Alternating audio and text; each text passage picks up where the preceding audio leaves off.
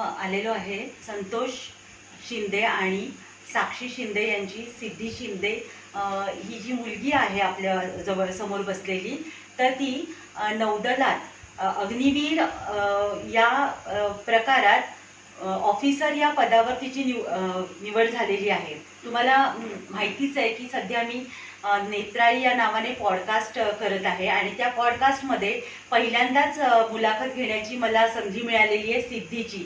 आणि आमच्यासाठी म्हणजे तिच्या आईवडिलांसाठी, तिच्यासाठी आणि आमच्या समस्त कोळकेवाडी अलोरे या सगळ्या लोकांसाठी अत्यंत अभिमानास्पद अशी गोष्ट आहे की ही आपली कोकण कन्या आहे, ती अग्निवीर या पदासाठी ऑफिसर म्हणून निवड झालेली आहे तिची आणि त्याच्यासाठी मी तिचं कौतुक करीन। नेत्राई या पॉडकास्टमध्ये ज्या वेळेला मी सुरुवात केली आहे की नेत्राई या पॉडकास्टमध्ये आपण आपल्या परिसरातल्या सगळ्यांचं आपल्या आपल्या क्षेत्रातनं उल्लेखनीय कामगिरी करणाऱ्या सगळ्यांचं कौतुक करायचं जाऊन, तर हिची मुलाखत घेण्याचं मला पहिल्यांदा संधी मिळालेली आहे।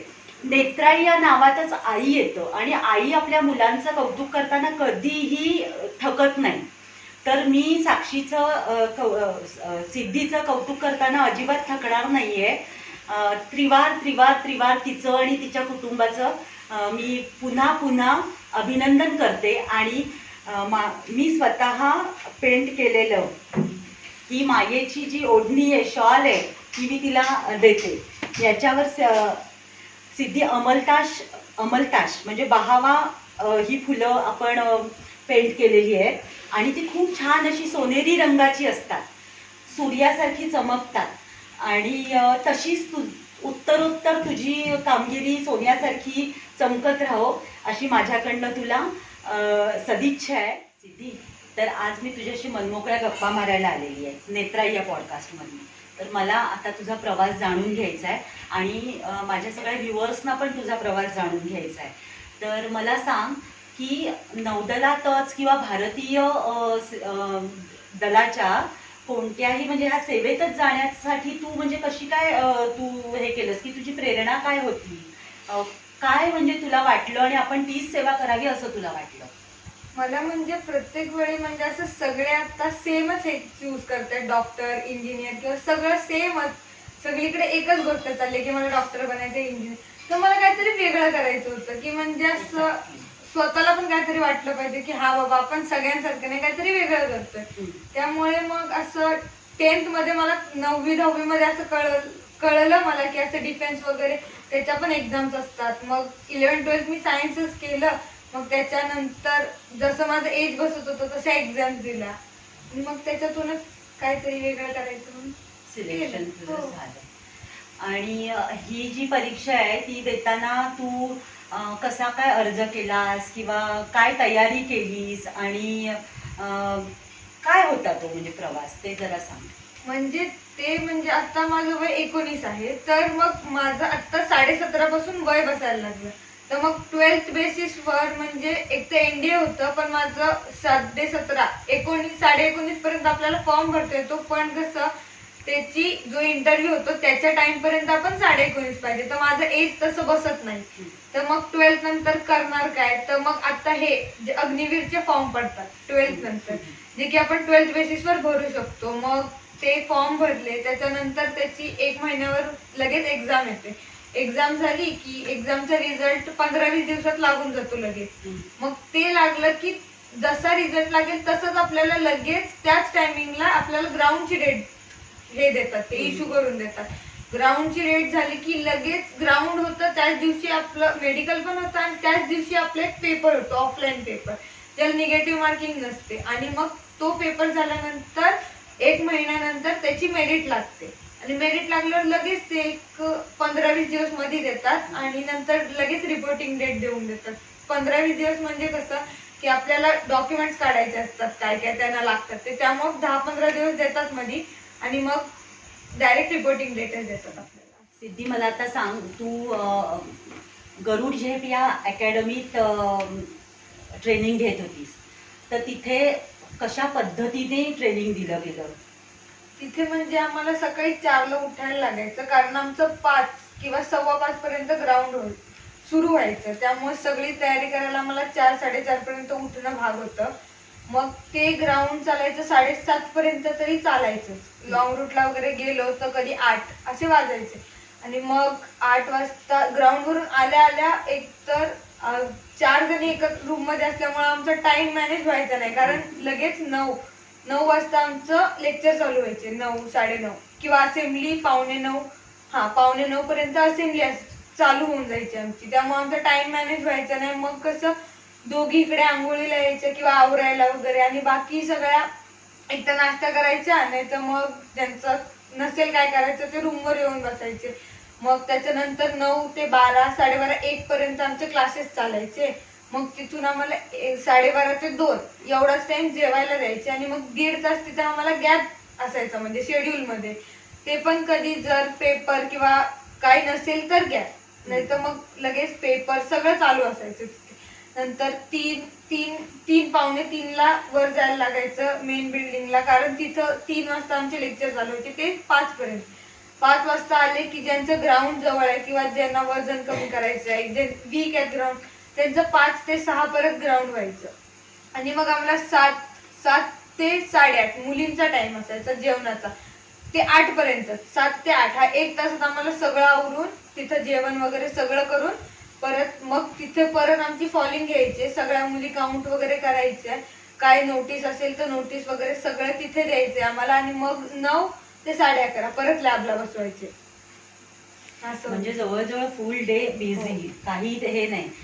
मला वाटतं आता तू 11वी 12वी तिथेच तुझं नाही, झालं. 11th माझी इथेच झाली, 12th ला मी गेले तिकडे. अच्छा, पण मग ह्याच्या आधी तू आई वडिलांपासून कधीही लांब राहिलेली नाही, तर तुला हा सगळा म्हणजे दिनक्रम अंगावर आला? कसं काय झालं, काय वाटलं तिथे? नाही म्हणजे घरी लवकर उठायची सवय होती, पप्पा उठवायचे. येस, कारण आम्ही आणि तुम्हाला पहिल्यापासूनच आई वडिलांना मदत करताना बघतच आलेलो आहे.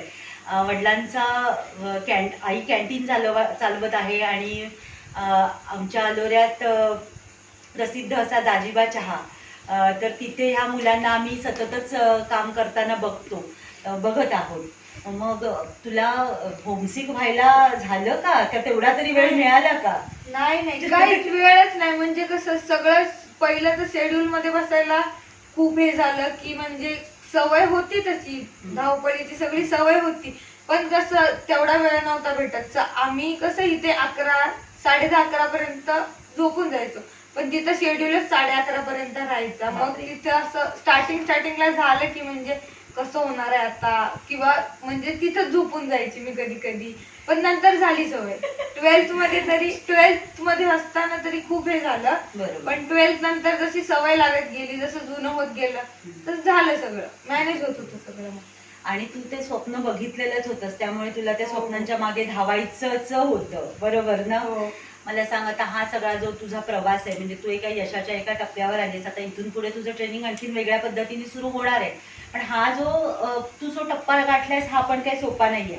तर या प्रवासात तुला तुझी आई, वडील, बहिणी यांचं सहकार्य कसं लाभलं किंवा काय सांग मला.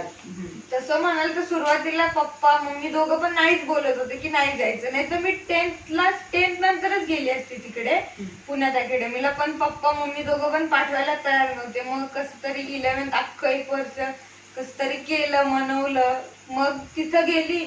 मग त्याच्यानंतर तिथं पण वय बसत नव्हतं, त्यामुळे मला खूप प्रॉब्लेम आला की म्हणजे तिथंच म्हणजे काहीच करता येत नव्हतं, फक्त शेड्यूल बस, ना फॉर्म भरता येत होता ना काय. मग ते कसं, मग तिथं पण असं कंटाळा यायला लागला की म्हणजे करायचं काय, आपल्याला करता तर काहीच येत नाही, करणार काय तिथं बसून. मग मी 2-3 वेळा विचार केला की परत घरात यावं, म्हणजे कसं तिथं फोन पण नाही, करणार नाही, काहीच करणार नाही मी, मग फोन पण नाही, बघणार काय.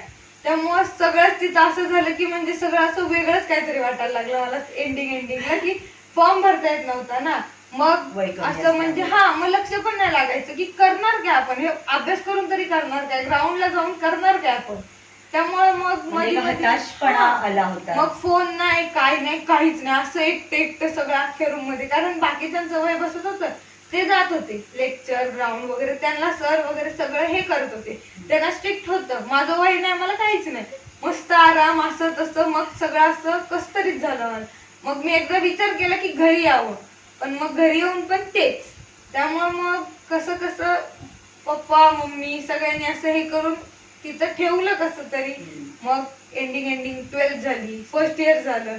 मग त्याच्यानंतर असं म्हणजे 17.5 येतोपर्यंत खूप, पण 17.5 उलटल्यावर एकदम असं पटकन वय 19 वर येऊन थांबलं असं झालं आता. त्यामुळं मग तिकडं मग त्याच्यानंतर सरांनी सगळ्यांनीच एकदम लक्ष द्यायला लागले की म्हणजे कर कर कर. मग तिथं खूप असं हे झालं की नंतर सगळं आपल्यावरच आलं, लाईमलाईट सगळे आपल्यावरच पडायला लागली ना वय बसल्यावर. मग असं हे झालं की नंतर वाटायला लागलं की नाही आता सगळे बोलतायत तर करूया. मग केलं, झालं आता काय. अरे वा, आणि छानच. पण मला सांग आता की अचानकच तू आता म्हटलीस की मी मोठी झाले. खरंच तू तुझ्या कामाने पण केवढी मोठी झाली आहेस. आता ह्या पदासाठी जेव्हा तुझी निवड झाली त्यावेळेला तुझी स्वतःची आणि तुझ्या आई वडिलांची काय प्रतिक्रिया होती? म्हणजे पप्पा कुठेतरी बाहेर गेले होते, मम्मी कॅन्टीनला होती आणि मी घरात. म्हणजे रिझल्ट लागणार होता 25ला. त्यांनी वेबसाईटवर तेच सांगितलं होतं की 25 जुलैपर्यंत रिझल्ट लागेल, 25 ऑगस्ट पर्यंत लागेल. आणि कसं, आणि 21 तारखेला मी इथेच बसली होती. तेवढ्यात रमेश सरचा फोन आला मला, जे आमचे ट्रेनर आहेत, फिजिकल ट्रेनर. त्यांचा फोन आला, ते मला बोलले रिझल्ट लागलाय, बघून घे. मग मला कळतच नव्हतं की बघू नको बघू काय करू, कारण यावेळीचा कट ऑफ खूप हाय गेला होता मुलींचा. मुलांचा एवढा नव्हता पण मुलींचा गेला होता. मग मला असं झालं की बघू नको बघू. मग माझ्याकडे तर साईट तो नेट वगैरे काहीच चालत नाही, त्यामुळं मग माझ्याकडनं तर साईट वगैरे ओपन होत नव्हती. मग तिकडं मी मैत्रिणीला सांगितलं, तिनंच बघितला, तिनंच मला सांगितलं की झालंय माझं. मग तिनंच स्क्रीनशॉट वगैरे पाठवला. मग मी रमेश सरला फोन केला.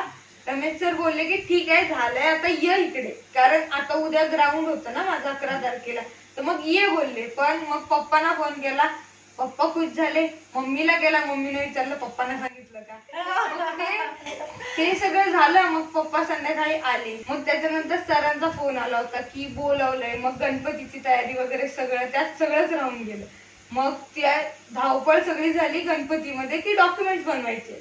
डॉक्युमेंट्स काहीच नव्हते जे लागणार होते, फक्त 10th आणि 12th मार्कशीट तो मिसेल बस एवढंच हातात होतं, बाकी सगळं बनवायचं होतं. तर मग ते गणपतीमध्ये सगळी धावपळ झाली सगळ्यांची. त्यात सरांचे फोन येत होते की य करून तिकडं आपल्याला ग्राउंड करायचे, असं सोडू शकत नाही.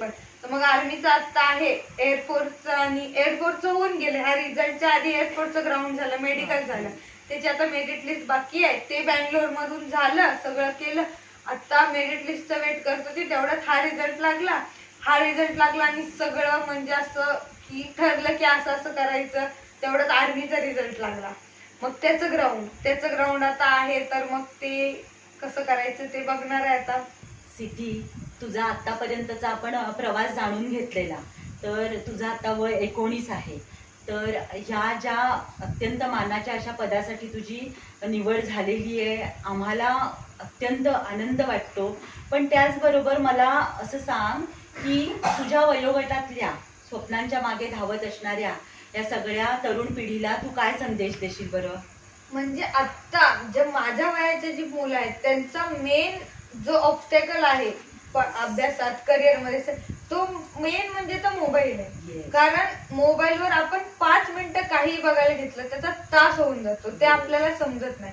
आणि कसं म्हणजे आता आपण जेवढा मोबाईल कमी वापरू तेवढाच आपल्याला फ्युचरमध्ये जास्त वापरायला भेटणार आहे.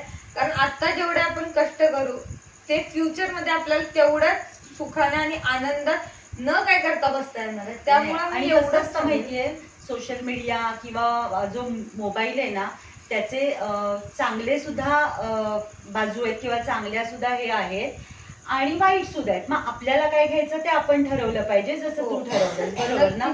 पण कसं होतं माहिती का, आपण चांगलं जरी बघायला गेलो ना तर मोबाईल मध्ये एवढी पॉवर आहे की आपण चांगलं बघता कधी आपण इन्स्टा, फेसबुक बघायला निघून जाऊ ना, हे आपल्याला सुद्धा कळत नाही. बरोबर आहे. युट्यूबवर आपण लेक्चर बघता कधी ते शॉर्ट्स बघायला जातो, कधी गेम खेळायला जातो, हे आपल्याला आपलंच कळत नाही. अगदी खरं बोललीस तू. अगदी हाच ऑब्स्टॅकल आहे. आपण सिद्धीची मुलाखत घेतली, तर सिद्धीचे आई वडील आपल्याला आता जॉईन झालेले आहेत, संतोष शिंदे आणि साक्षी शिंदे. तर असं म्हणतात, पुत्र व्हावा ऐसा गुंडा त्याचा तिन्ही लोकी झेंडा. पण तुम्हाला या 4 मुलीच आहेत आणि तुमच्या या मुलीने जे एवढं मोठं यश प्राप्त केलेलं आहे ते सगळं ऐकून वाचून आम्हाला एवढं म्हणजे अभिमान वाटतोय आणि असं प्राऊड फील होतंय की आपण आपल्या आजूबाजूला फिरणारी ही मुलगी अशी छोटी छोटी होती आणि तिने आज एवढं नाव केलेलं आहे आणि एवढी महत्वाचं तिला पद मिळालेलं आहे. तिच्या त्या आर्मीच्या नंतरच्या वेशात किंवा त्या युनिफॉर्म मध्ये बघणं म्हणजे आम्हाला सुद्धा ते कौतुक. तुम्हाला काय वाटतं या सगळ्या तिच्या प्रवासाबद्दल? काय म्हणजे प्रतिक्रिया आहे तुमची? आम्हाला जेव्हा तिचं सिलेक्शन झालं तिच्यापेक्षा आनंद आम्हाला झाला होता. जेव्हा तिचं आधीपासूनच स्वप्न होतं की आपल्याला काहीतरी वेगळं करायचंय. तिला डिफेन्स मध्ये जायचं होतं. ती आम्हाला 8वी 9वी 10वी पासून सांगत होती की मला हे करायचंय. पण आम्हाला एक मनात भीती होती की हे वेगळं क्षेत्र आहे ज्याच्यामध्ये मुलींना संधी खूपच कमी आहेत. बरोबर. आपल्या इकडून मुलं जातात ते परत येतात. 3-3 वर्ष जॉईन होतात अकॅडमीला तरी ती मुलं परत येतात. काही 2 महिन्यांनी 3 महिन्यांनीच परत येतात. खूप स्ट्रिक्ट असतं. आम्ही तिला सांगायचो बघ हे असं आहे, हे असं केलंस तर होईल, तू आपल्या इथे कॉलेज आहे तिथे कर.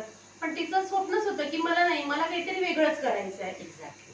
त्याच्यामुळे तिला मग आम्ही 11वी सायन्स करून मग तिनं नाही म्हटली की माझं म्हणजे आता जर मला जायचं असेल ना तर मला आता जावं लागेल.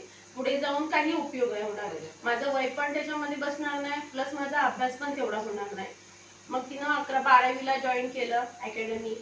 पहिलं तिला जरा स्ट्रिक्ट झालं पण नंतर तिनं मॅनेज केलं. नंतर मग तिनं एक्झाम दिली. आपली इंडियन नेव्हीची दिली, एअरफोर्सची दिली आणि प्लस आर्मीची पण दिली. 100% मुली गेलेल्या ग्राउंडला 30-40%च मुली आल्या असतील तिथे. आणि कोकणातून म्हटलं तर हीच तिथे होती. एवढ्या कमी वयात. एवढ्या कमी वयामध्ये. मग तिनं ग्राउंड केलं. तिचं ग्राउंड निघालं. मेडिकलला 3 वेळा तिला रिमेडिकल लागलं तरी तिनं ते रिमेडिकलला झालं. आमची इच्छा होती की ती एअरफोर्सला जाईल पण तिचं एक स्वप्न होतं की मला इंडियन नेव्हीच करायचंय आणि तिला ते जॉईन लेटर पण आलं. त्याच्यामुळे तिचा प्रवास खूप छान आनंद. खरंच की जिथे आपण म्हणतो की मुली सेफ नाहीये किंवा मग मुलींना बाहेर पाठवली तर अत्यंत प्रलोभनं असतात या वयात आणि तरी त्या सगळ्यावर मात करत तिने तुमचंच आणि खरोखर पंचक्रोशीचं नाव मोठं केलेलं आहे आणि त्याबद्दल तिचं परत एकदा अभिनंदन करते मी, नेत्राई आणि पाटील कुटुंबियांतर्फे. धन्यवाद.